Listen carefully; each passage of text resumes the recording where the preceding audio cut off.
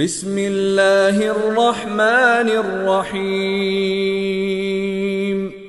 الحمد لله رب العالمين الصلاة والسلام على رسوله الأمين وعلى آله وأصحابه الطيبين الطاهرين ومن تبعهم بإحسان إلى يوم الدين أما بعد. وقال الله تعالى في القرآن الكريم: أعوذ بالله من الشيطان الرجيم بسم الله الرحمن الرحيم إن الله يحب المتقين.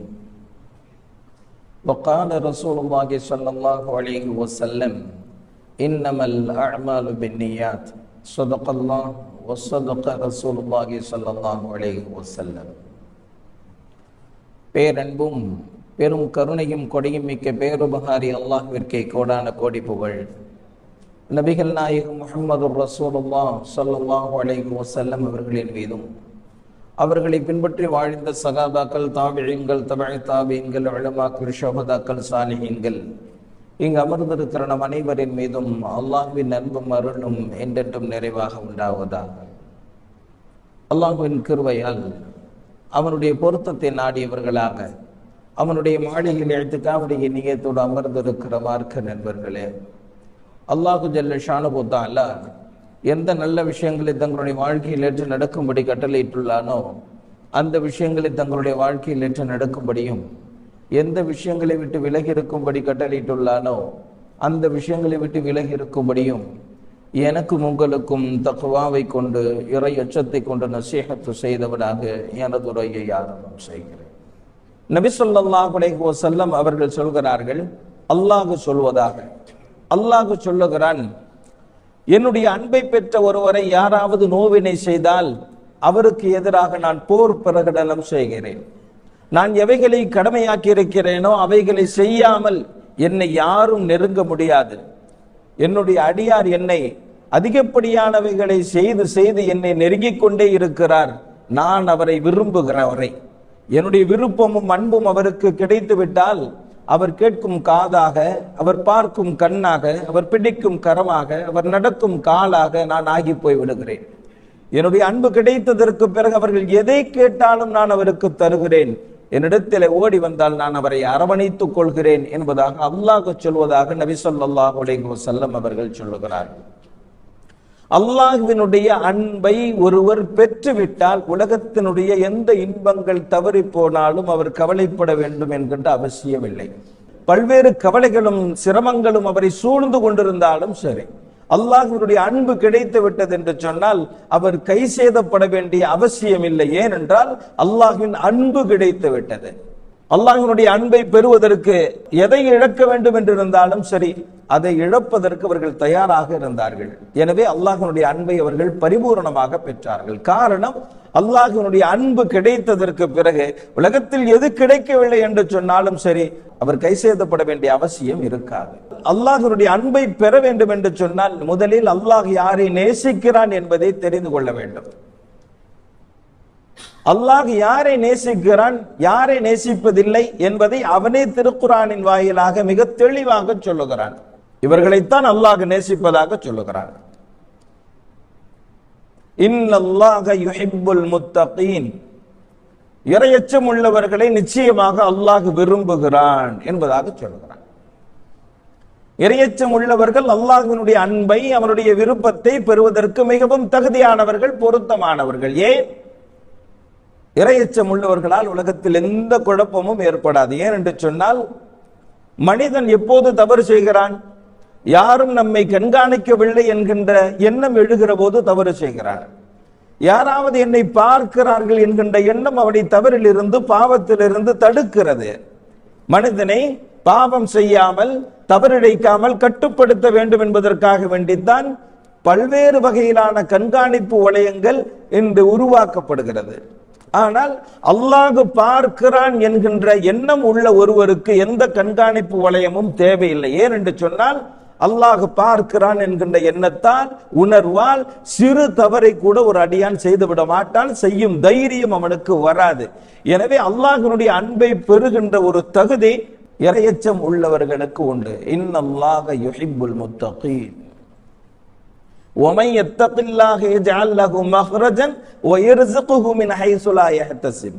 அப்படி இறையச்சம் உள்ளவராக வாழுகிற போது அல்லாஹ் என்ன செய்கிறான்?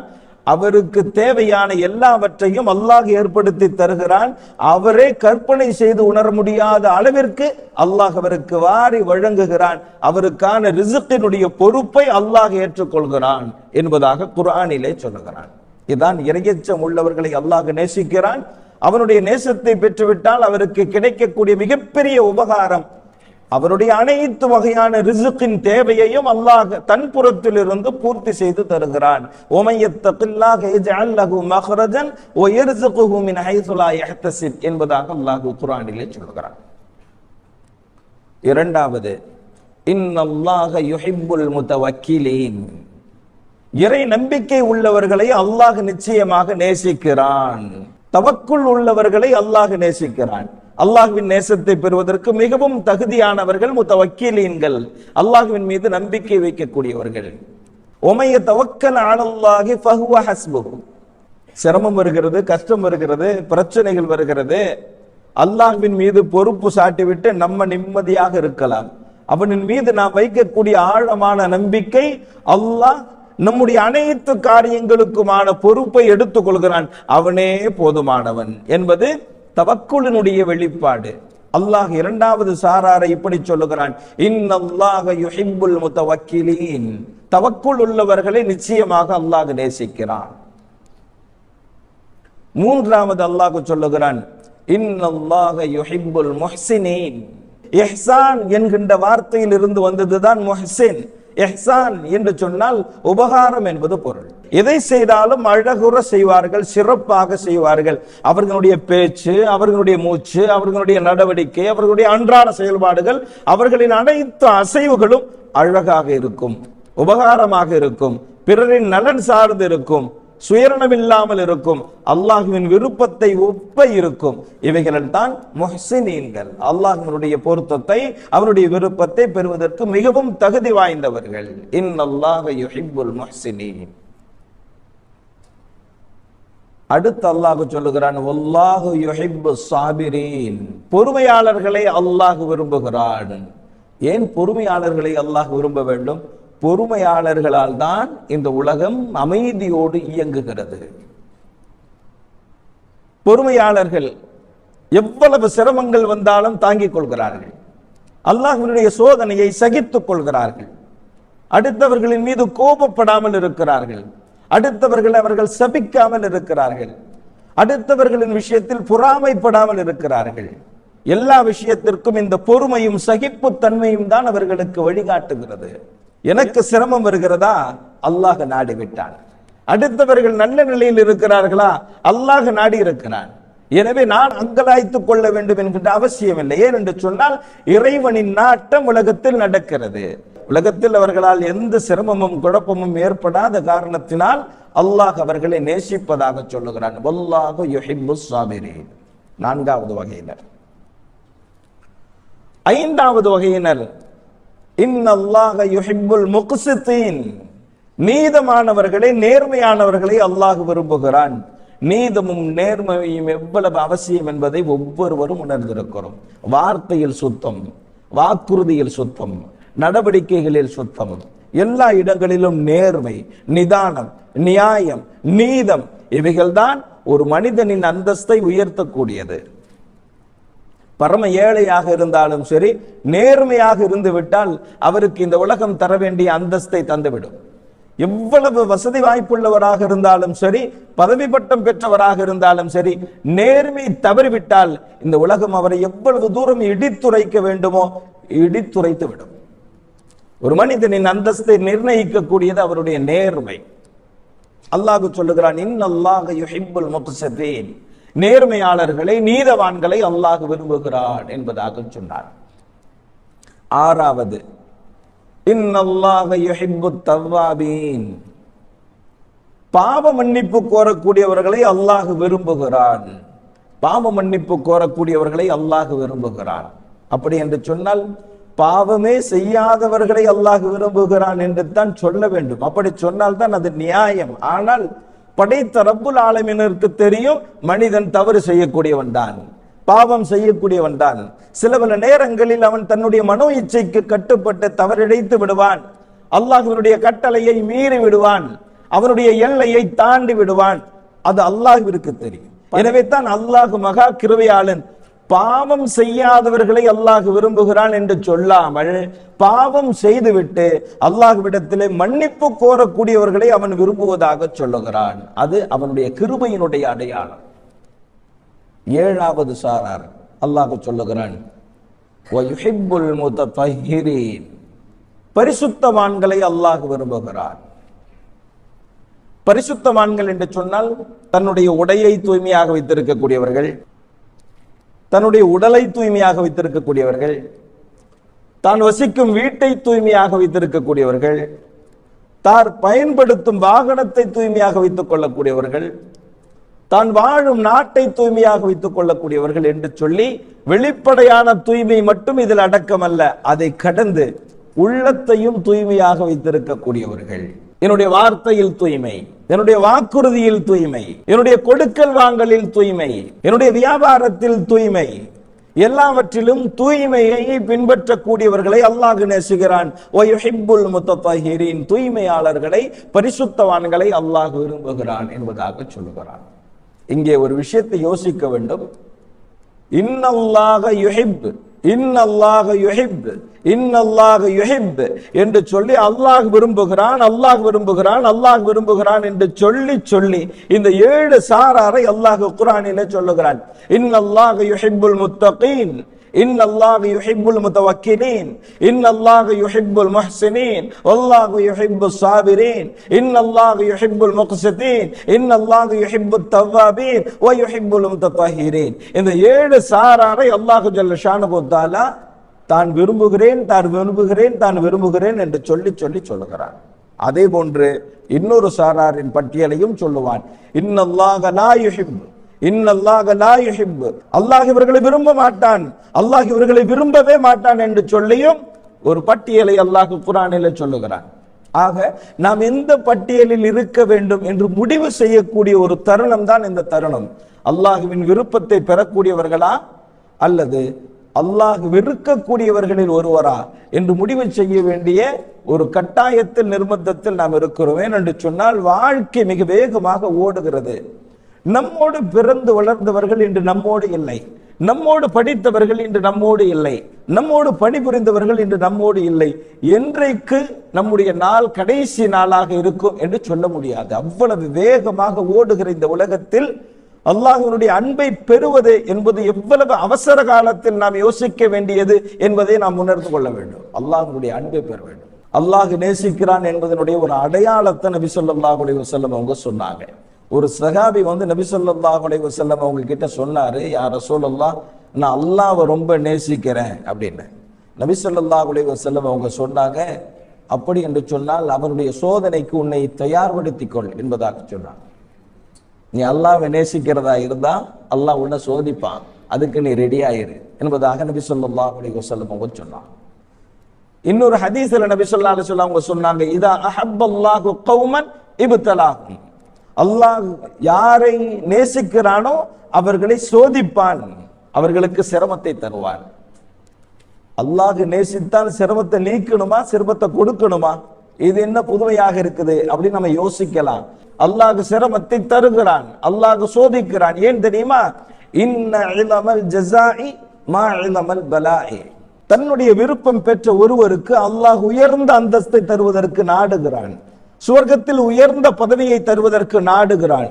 எனவே அந்த நற்கூலிக்கு தகுந்தவாறு அவருக்கு சில சோதனைகளை தருகிறான், சிரமங்களை தருகிறான். அந்த சிரமங்களை, அந்த சோதனைகளை சகித்து கொண்டு அதை யார் பொருந்திக் கொள்கிறார்களோ அவர்களுக்கு அல்லாஹ்வினுடைய பொருத்தம் இருக்கிறது. யார் கோபம் கொள்கிறார்களோ, கோபித்துக் கொள்கிறார்களோ அவர்களுக்கு அல்லாஹ்வினுடைய கோபம் இருக்கிறது என்பதாக நபி ஸல்லல்லாஹு அலைஹி வஸல்லம் அவர்கள் சொல்லுகிறார்கள். எனவே இறைநேசம் பெறுவதனுடைய முதலாவது அடையாளமாக நபி ஸல்லல்லாஹு அலைஹி வஸல்லம் அவர்கள் சொல்வது, அல்லாஹ்வால் சோதிக்கப்படுவார்கள், சிரமப்படுவார்கள், கஷ்டப்படுவார்கள். சரி, அல்லாஹ்வுடைய அன்பு கிடைத்து விட்டது என்று சொன்னால் அதனுடைய வெளிப்பாடு என்ன? கலீஃபா உமர் இப்னு அப்துல் அசீஸ் ரஹிமஹுல்லாஹ் அவங்களுக்கு ஹிலாஃபத்தினுடைய பொறுப்பு கிடைக்குது. வெள்ளிக்கிழமை ஜும்மா மெம்பரின் மீது ஹலீஃபா உமர் பின் அப்துல் அசீஸ் ரஹிமஹுல்லா அவர்கள் அதிபர் உரையாற்றுகிறார்கள். அப்போது மக்கள் சந்தோஷத்தில் அல்லாஹு அக்பர் என்று கத்துகிறார்கள்.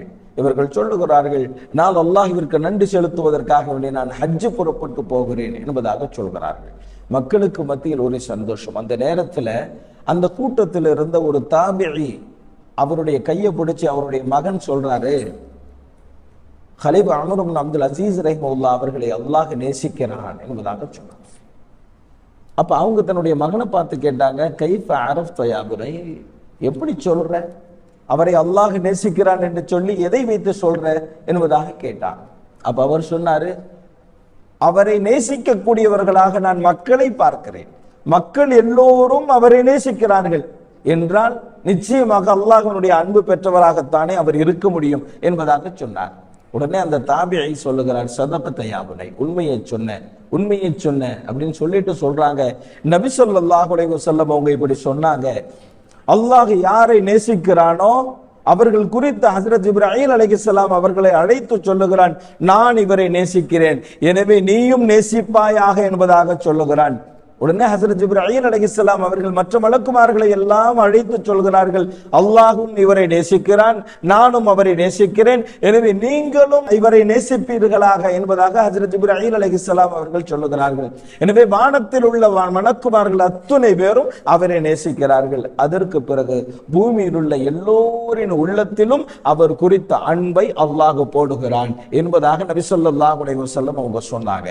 எனவே எல்லா மக்களும் ஹலீஃபா உமர் பின் அப்துல் அசீஸ் ரஹிமஹுல்லா அவர்களை நேசிப்பதை வைத்து அல்லாஹ் அவர்களை நேசிப்பான் என்று நீ சொல்லுகிறாயே, அது உண்மைதான் என்பதாக சொன்னார். அல்லாஹ்வுடைய நேசத்தை பெற்ற ஒருவருக்கு மக்களினுடைய நேசமும் கிடைக்கும். ஹஜ்ரத் அபூ ஹுரைரா ரலியல்லாஹு தஆலா அன்ஹு அவங்க சொல்றாங்க, உன்னை எல்லா மக்களும் நேசிப்பார்கள், அவர்களின் உள்ளத்தில் ஒரு அன்பை அல்லாஹ் போடுவான் என்பதாக நபி ஸல்லல்லாஹு அலைஹி வஸல்லம் என்கிட்ட சொன்னார். அதனால நான் சொல்றேன், என்னை பற்றி தெரியாதவர்கள் கூட என்னுடைய பெயரை கேட்டால் என்னை விரும்பாமல் இருக்க மாட்டார்கள் என்பதாக சொன்னாங்க ஹஜ்ரத் அபூ ஹுரைரா ரலியல்லாஹு தஆலா அன்ஹு. உன் விஷயத்தில் ஒரு அன்பை அல்லாஹ் போடுவான் என்பதாக நபி ஸல்லல்லாஹு அலைஹி வஸல்லம் அவங்க சொன்னாங்க என்பதை சொல்லிவிட்டு ஹஜ்ரத் அபூ ஹுரைரா ரலியல்லாஹு தஆலா அன்ஹு அவங்க சொல்றாங்க, என்னை பார்க்காதவர்களாக இருந்தாலும் சரி, என்னை பற்றி தெரியாதவர்களாக இருந்தாலும் சரி, என்னுடைய பெயரை கேட்டால் அவர்கள் என்னை விரும்பாமல் இருக்க மாட்டார்கள். ஏனென்று சொன்னால் நபி ஸல்லல்லாஹு அலைஹி வஸல்லம் அவங்க சொன்னாங்க, எல்லோரும் என்னை நேசிப்பார்கள் என்பதாக சொன்னாங்க. உண்மைதானே? ஹஜ்ரத் அபூ ஹுரைரா ரலியல்லாஹு தஆலா அன்ஹு அவங்கள பத்தி நமக்கு தெரியாது, அவங்கள நம்ம பார்த்ததில்லை, அவர்களுடைய அசல் பெயர் என்ன என்பது கூட தெரியாது. அவர்களின் புனை பெயரை மட்டும் தெரிந்து வைத்துக் கொண்டு ஹஜ்ரத் அபூ ஹுரைரா ரலியல்லாஹு தஆலா அன்ஹு அவர்களை நாம் நேசிக்கிறோமா இல்லையா? இது அல்லாஹ் நம்முடைய உள்ளத்தில் போட்டிருக்கக்கூடிய அன்பு. இது போன்று அல்லாஹ்வினுடைய அன்பை பெறக்கூடிய ஒருவர் குறித்து எல்லோரின் உள்ளத்திலும் அல்லாஹ் ஜல்ல ஷானுஹு தஆலா ஒரு அன்பை விதைப்பான் என்பதாக நபி ஸல்லல்லாஹு அலைஹி வஸல்லம் அவர்கள் சொன்னதாக அந்த தாபிஈ தன்னுடைய மகனுக்கு விளக்கம் தருகிறார்கள். ஆக அல்லாஹ் யாரை நேசிக்கிறான் என்பதை முதலில் புரிந்து கொள்ள வேண்டும். அவர்களில் ஒருவராக நாம் ஆகுவதற்கு போராட வேண்டும்.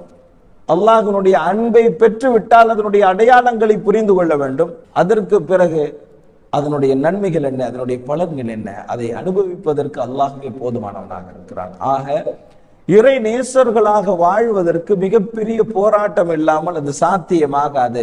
ஒவ்வொரு விஷயத்திற்கும் போராட வேண்டும். அல்லாஹ் ஜல்ல ஷானுஹு தஆலா இறை நேசர்களாக நம்மை கபூல் செய்து கொள்வானாக. நாளை மறுமையில் அல்லாஹ்வை சந்திக்கிற போது இறை நேசம் பெற்றவர்களாக அல்லாஹ்வை சந்திக்கக்கூடிய பெரும் பாக்கியத்தை அல்லாஹ் நாம் அனைவருக்கும் வழங்குவானாக. ஆகிர் தாவனா அல்ஹம்துலில்லாஹி ரப்பில் ஆலமீன். அஸ்ஸலாமு அலைக்கும் வரஹ்மத்துல்லாஹி வபரகாத்துஹு. பள்ளிவாசலின் பராமரிப்பிற்காக வேண்டி தாராளமாக உதவி செய்யுங்கள். அல்லாஹ் ஜல்ல ஷானுஹு தஆலா நாம் செய்யக்கூடிய உதவிகளுக்கு நிரப்பமான நற்கூலியை வழங்குவானாக.